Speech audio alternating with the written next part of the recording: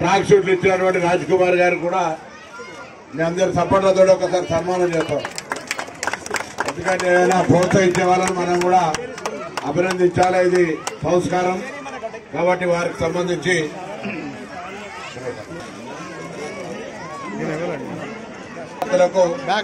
రాజ్ కుమార్ గారు అందరు track shoot ఇస్తాడు విద్యార్థులందరికీ. వారి సందర్భంగా హృదయపూర్వకంగా ఒకసారి గట్టిగా చప్పట్లు కొట్టి అభినందించాలని కోరుతాను. పాఠశాలలో ఈరోజు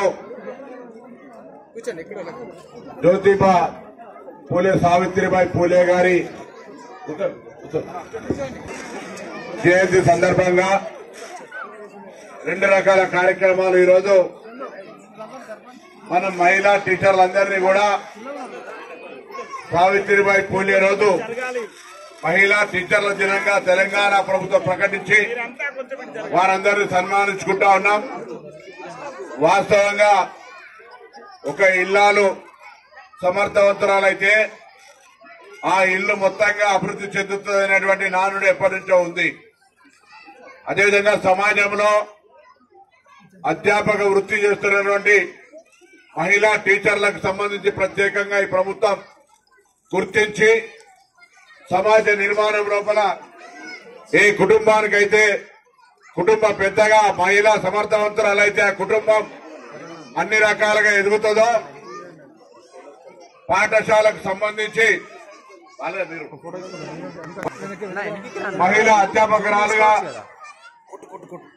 మరింత బాధ్యతగా ఆనాడు జ్యోతిబా పూలే సతీమణిగా సావిత్రిబాయి పూలే గారు మహిళలు చదువుకోవడం నేరం అనేటువంటి పరిస్థితి నుంచి ఈరోజు మహిళలు విద్యాబోధన అందించేదాకా ఎదిగి మహిళలు విద్యాబోధన అందించే వాళ్లకు ప్రభుత్వం నుంచి ఆ తల్లి పేరు మీద పురస్కారం చేసుకుని మనం సమాజం లోపల నూతన ఒరవడిని సృష్టిస్తా ఉన్నాం. నేను అందరికీ విజ్ఞప్తి చేస్తా ఉన్నా. ఈరోజు ముఖ్యంగా తెలంగాణ వ్యాప్తంగా ఉన్నటువంటి మహిళా అధ్యాపక వర్గం అందరికీ కూడా ప్రభుత్వ పక్షాన అభినందన తెలియజేస్తూ మీ అందరికీ మరొకసారి విజ్ఞాపన కూడా చేస్తా ఉన్నా. మీ విద్యా బోధన చేసే సందర్భంలో పాఠశాలకు సంబంధించిన పిల్లల భవిష్యత్తుకు సంబంధించి మీరు సావిత్రిబాయి పూలే చరిత్ర తెలుసుకుంటే మీ పని విధానంలో మెరుగుపడతారు, మార్పు వస్తుంది, పిల్లల పట్ల ప్రత్యేక శ్రద్ధ కలుగుతుంది, చదివించాలి అనేటువంటి ఒక విశ్వాసము, నమ్మకము, బలం కలుగుతుంది.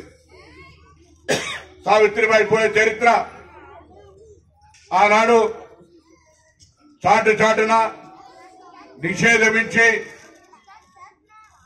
చదువుకోవద్దు మహిళలు అనేటువంటి పరిస్థితి నుంచి కష్టపడి చదువుకొని తన హయాంలో ఒక 52 పాఠశాలలు ఏర్పాటు చేసి ఈరోజు మహిళలు ప్రపంచ స్థాయిలో మేము సైతం సగమనే విధంగా ఎదగడానికి అవకాశం ఉండేటువంటి ఆ చదువును మీకు అందించినటువంటి తల్లి, ఆ తల్లి జయంతిని తెలంగాణ ప్రభుత్వం మహిళా ఉపాధ్యాయ దినోత్సవంగా ఈ రోజు నుంచి అధికారికంగా చేస్తా ఉంది.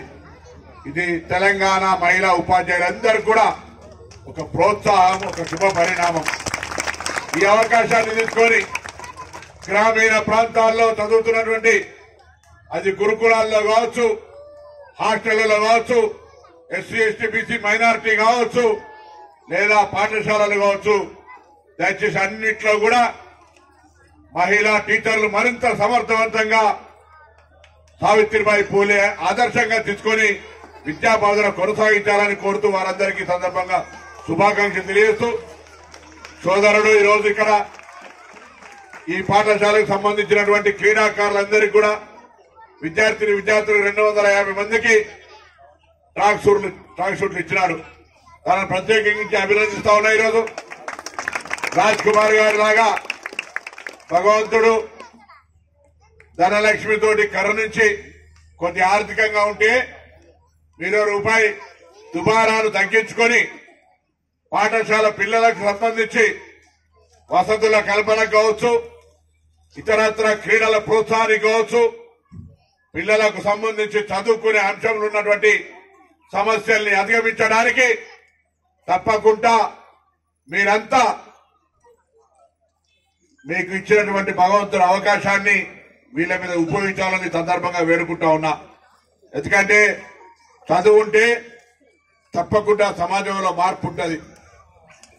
వెనకటికి సామెత విద్య లేని వాడు విద్య పశువుతో సమానం అన్నారు. ఇవాళ విద్య అందరికీ అందాలని, విద్యతోటే చైతన్యమని, విద్యతోటే సామాజికంగా ముందుకు పోగలుగుతామని, విద్యనే అన్నిటికీ మూలమని, ఎదగడానికి విద్య ఒక మెట్టు, మనందరికీ ముందుకు పోగలుగుతాం అనేటువంటి మాట ఈ సందర్భంగా మనవి చేస్తూ, తప్పకుండా ఈ విద్యా అవకాశాలను మెరుగుపరచడానికి ప్రభుత్వం కూడా అనేక చర్యలు తీసుకుంటా ఉంది.